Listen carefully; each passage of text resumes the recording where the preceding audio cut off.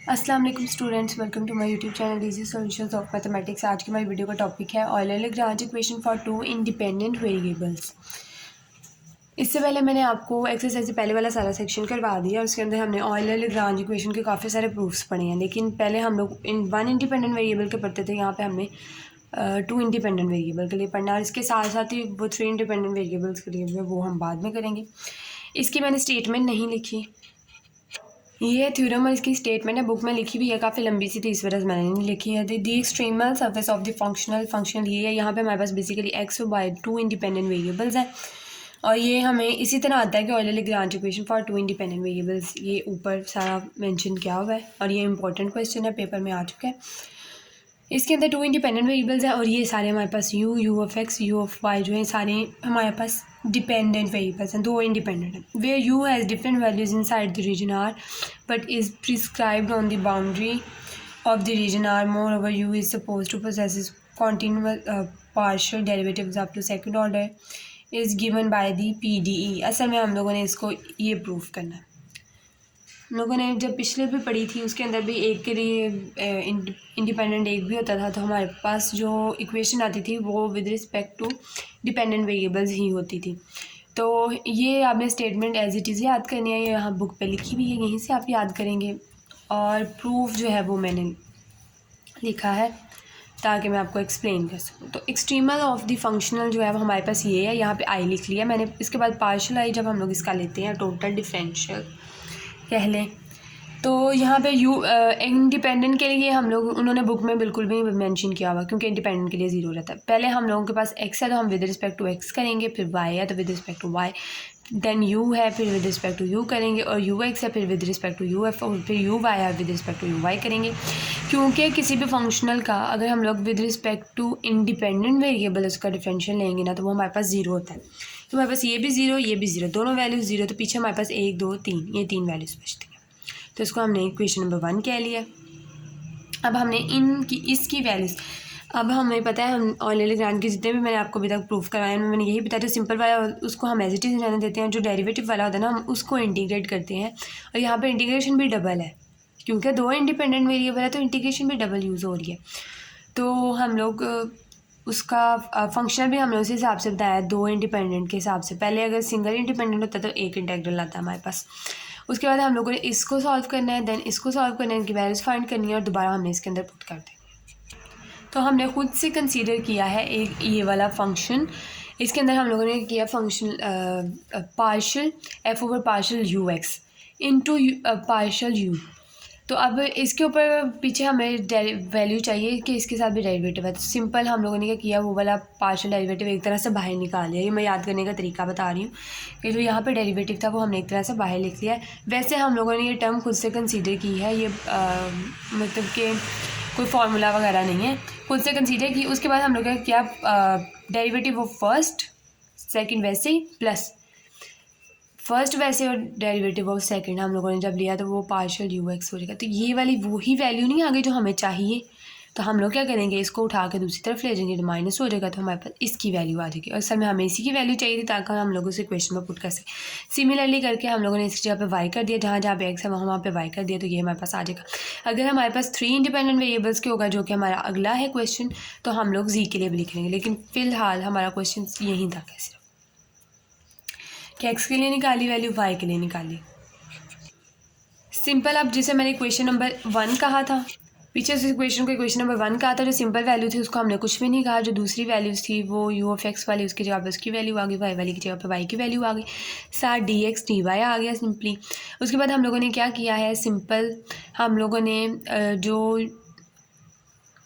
ये वाली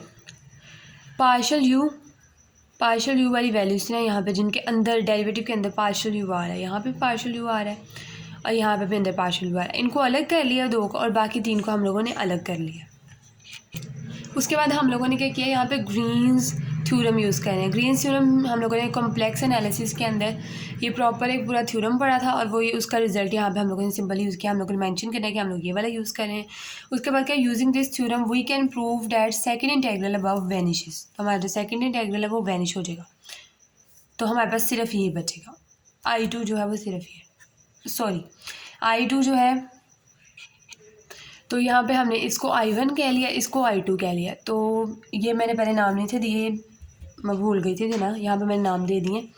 अब ये वाला जो पूरा इंटेग्रल है ना, जब हम लोग ग्रीन्स फंक्शन अप्लाई करेंगे ना, तो इस इंटेग्रल के ऊपर जब ग्रीन्स फंक्शन अप्लाई होगा तो वो हमारे पास कुछ ये ज़ीरो हो जाएगा। ज़ीरो कैसे होगा, कुछ इस तरह का अप्लाई होने के बाद हमारे पास कुछ इस तरह का बन जाएगा। ये देखें, क्योंकि ग्रीन्स फंक्शन डबल को उठा के सिंगल में कन्वर्ट कर देते ना, तो जब हम इसको अप्लाई करेंगे जब इसके ऊपर, तो ये इस तरह से बन जाएगा partial over partial x into Q. तो हमारे पास जो पिछला इंटेग्रल है उसके अंदर हमारे पास क्यू क्या है, क्यू हमारे पास ये पूरी वैल्यू है। उसके बाद माइनस, तो हम लोग क्या करते हैं, माइनस माइनस प्लस कर देंगे, एक माइनस दरमियान में और एक माइनस इधर, हमें इसके दरमियान माइनस चाहिए ना, तो एक माइनस इस वैल्यू के साथ फॉर एग्जांपल अगर हम लोग कर देते हैं, तो उसके बाद partial over partial y into p, ये फॉर्म हमारे पास बन गई है। तो हमने इस सिंपल इसके ऊपर ये वैल्यू उठा के लिख देनी है। जो हमारे पास पी होगा उसको हमने यहाँ पे लिख दिया, इंटू डी एक्स कर देंगे। ये सॉरी पी ये है, जो पी था उसको हमने यहाँ पे लिख दिया। मैंने आपको बताया था ना कि माइनस माइनस प्लस कर देंगे, अगर हम माइनस माइनस प्लस कर दें तो एक माइनस यहाँ पे इसके साथ आ जाएगा, तो हमारे पास जो पी की वैल्यू है वो माइनस की फॉर्म में बन जाएगी। तो p इंटू डी एक्स, क्योंकि वो माइनस की फॉर्म में था इसलिए यहाँ पे कर दिया। उसके बाद plus q into d y, q into d y कर दिया उसका हमने। सिंस उसके साथ हमारे पास जो वैल्यू कॉमन आ रही थी वो थी पार्शियल u की, क्योंकि p में भी पार्शियल u था और q में भी पार्शियल u था, तो वो दोनों हमने कॉमन ले लिया। उसके बाद since u is prescribed on the boundary, क्योंकि स्टेटमेंट के अंदर ये चीज़ है कि u प्रिस्क्राइब्ड बाउंड्री पे है, तो उसका जब हम पार्शियल डेरिवेटिव लेंगे तो मस्ट भी ज़ीरो होगा। तो हमारे पास जो I2 है ये पूरा का पूरा इंटेग्रल ये ज़ीरो हो जाएगा हमारे पास। तो हमारे पास जो ये है डेरिवेटिव ऑफ I है, पार्शियल डेरिवेटिव ऑफ I, इसमें ये वाला जो I2 है ये हमारे पास ज़ीरो हो गया, तो हमारे पास ये वाले बचेगा सिर्फ ऊपर वाली वैल्यू। इस वैल्यू को हम लोगों ने सिंपल लिख लिया।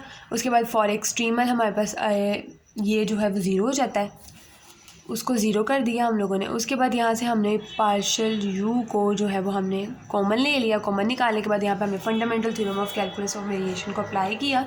तो वो क्या कहता है, हमारे पास दो फंक्शंस मल्टीप्लाई हो रहे हैं, उनमें से एक जो है अगर एक दूसरा जो है वो जी ऑफ एक्स यानी आर्बिट्ररी होगा, for example F of x है, ये जी ऑफ एक्स है, तो अगर मेरे पास जी ऑफ एक्स आर्बिट्ररी है, वो दो कंडीशंस को स्पेसिफिक कंडीशंस को वो कर रहा है सेटिस्फाई, तो हमारे जो पास जो एफ ऑफ एक्स होता है वो इक्वल टू ज़ीरो होता है। तो सिंपल हमने इसे इक्वल टू ज़ीरो कह लिया। ये तो था हमारे पास टू इंडिपेंडेंट वेरिएबल्स के लिए। तो थ्री इंडिपेंडेंट वेरिएबल्स के लिए क्या होता है वो मैं आपको सिंपल बुक से बता देती हूँ, क्योंकि काफ़ी लंबे थ्योरम है, इनमें ऐसा कुछ है नहीं, बिल्कुल ऑयलर वाले सारे एक जैसे हैं। देखिए Euler-Lagrange equation for three independent variables मैंने निशान लगाए हुए, या पास्ट पेपर्स में आ चुका है क्वेश्चन, काफ़ी इंपॉर्टेंट है। थ्योरम की स्टेटमेंट ये है, बिल्कुल वैसी स्टेटमेंट है जैसे टू इंडिपेंडेंट वेरिएबल्स के लिए, तो थोड़ा सा इसके अंदर बस यानी फंक्शनल में चेंजिंग्स है, क्योंकि अब तीन इंडिपेंडेंट वेरिएबल्स की बात हो जाए तो ट्रिपल इंटीग्रल आएगा, और साथ तीन इंडिपेंडेंट वेरिएबल्स कौन सी हैं, एक्स वाई और जी।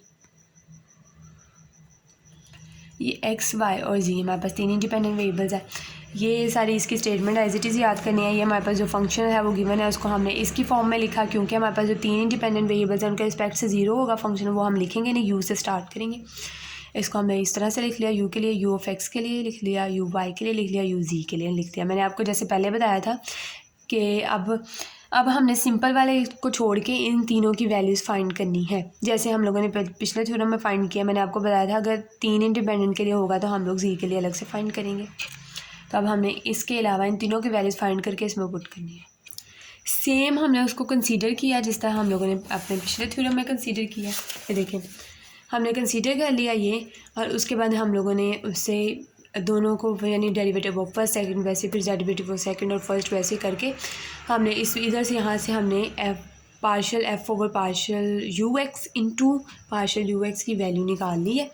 इसी तरह हमारे पास वाई भी इंडिपेंडेंट है, वाई की निकाल ली, और ये मैंने आपको बताया था अगर तीन हों तो मैंने इसलिए पहले यहाँ पे लिखी हुई थी, तो तीसरे के लिए हम लोग सिंपल उसी तरह कर लेंगे। उसके बाद हम लोगों ने सिंपल इसके अंदर जहाँ पे ये वाली वैल्यू वैसे रहेगी और इस वाली वैल्यू की जगह पे उसकी सारी वैल्यू पुट कर दी, इसकी जगह पे हमने उसकी वैल्यू पुट कर दी, और इसकी जगह पे जी वाले की जगह पे हमने उसकी जो वैल्यू है वो उठा के पुट कर दी, ये वैल्यूज़ पुट कर दी। उसके बाद सेम हम लोगों ने क्या किया था कि जो जिसके अंदर मतलब जिसका होल पार्शियल डेरिवेटिव बन रहा था ना, वो डेरिवेटिव आ रहा था, तो हमने उनको अलग कर लिया था और दूसरी को हम लोगों ने अलग कर लिया था। तो इनको हम अलग अलग करेंगे। इसी तरह हम लोग I1 और I2 का नाम देंगे।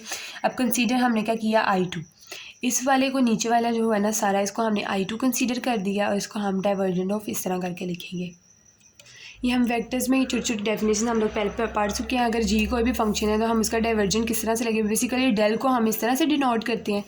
डेल को हम इस तरह से डिनोट करते हैं। डाइवर्जेंट का मतलब होता है उसका dot product with respect to G. किसी भी वेक्टर है, कोई भी वेक्टर जी है, उसके रिस्पेक्ट से उसका डॉट प्रोडक्ट लेंगे तो पहली वैल्यू आई वाली वैल्यू आई के साथ, जे वाली वैल्यू जे के साथ और के वाली वैल्यू के साथ। तो ये जब वेक्टर्स आपस में, दो वेक्टर्स जब आपस में मल्टीप्लाई होते हैं तो वो सिंपल वैल्यू में कन्वर्ट हो जाते हैं। तो ये आई जे, ये वेक्टर जो सिंपल स्केलर में कन्वर्ट हो जाएगा और इसका भी डेरिवेटिव, इसका भी डेरिवेटिव इसका। तो ये बेसिकली डाइवर्जेंट होता है, जो वैल्यू यहाँ पे हम लोगों ने मतलब डेफिनेशन यूज़ कर रहे हैं कि देखिए विद रिस्पेक्ट टू एक्स इसका डेरिवेटिव, फिर विद रिस्पेक्ट टू वाई इसका डेरिवेटिव, विद रिस्पेक्ट टू जी इसका डेरिवेटिव है।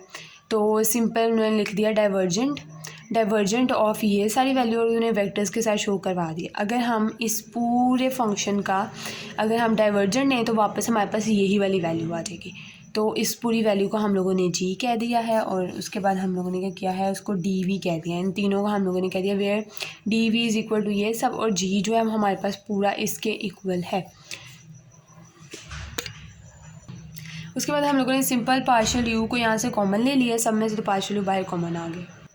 अब ये डाइवर्जेंट ऑफ जी है।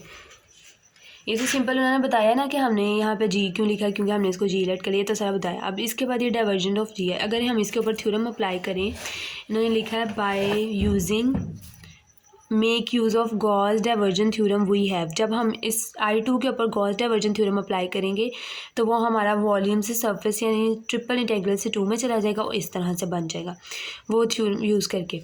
उसके बाद where n is outward normal to the region but since partial you is equal to 0 on the boundary, क्योंकि अगेन अब जो हमारा जी है उसके साथ हमारे पास जो पार्शियल यू है वो बाहर आ रहा है, मल्टीप्लाई हो रहा है।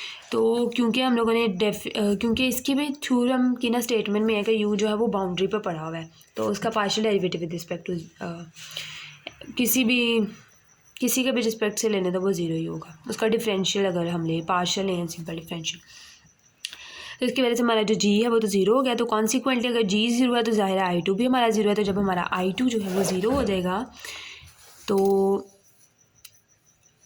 इसको हमने I2 कहा था ना, ये 0 हो गया तो ऊपर वाली वैल्यू बच जाएगी इससे, तो वो ऊपर वाली वैल्यू हम लोगों ने लिख ली। उसके बाद हम लोगों ने कहा फॉर एक्सट्रीमल हमने इसको 0 कर दिया, इसको 0 कह दिया। उसके बाद हम लोगों ने सिंपल इसमें से पार्शियल यू, वही स्टेप्स हैं सारे के सारे, उसको कॉमन ले लिया। उसके बाद fundamental theorem of calculus of variation लगा लिया जब हमने, तो हमारे पास ये आ गया जिसमें से हमारे पास partial you is not equal to 0। अब डायरेक्ट स्टेप के बाद ये भी लिख सकते हैं सिंपल, सिर्फ आपने मेंशन करना है ये लाजमी के बाय फंडामेंटल लेमा ऑफ या fundamental theorem of calculus of variation. उम्मीद है आप लोगों को दोनों थ्योरम समझ आ गए होंगे कि इनमें असल में किया क्या है। बहुत ज़्यादा सिमिलर हैं ऑयलर के सारे जो हैं जितने भी थ्योरम्स हैं। तो इंशाल्लाह नेक्स्ट वीडियो में हम नेक्स्ट वाले टॉपिक करेंगे, जो हमारे पास प्लाशियो प्रॉब्लम है वो करेंगे। तो अगर आपका अभी भी कोई क्वेश्चन है तो कमेंट सेक्शन में पूछ सकते हैं। अगर आपने मेरा चैनल सब्सक्राइब नहीं किया तो प्लीज़ मेरे चैनल को सब्सक्राइब करें। वीडियो पसंद आए तो प्लीज़ लाइक करके अप्रिशिएट किया करें, सपोर्ट किया करें और अपने फ्रेंड्स के साथ ज़्यादा से ज़्यादा मेरी वीडियो को शेयर करें। Thank you so much.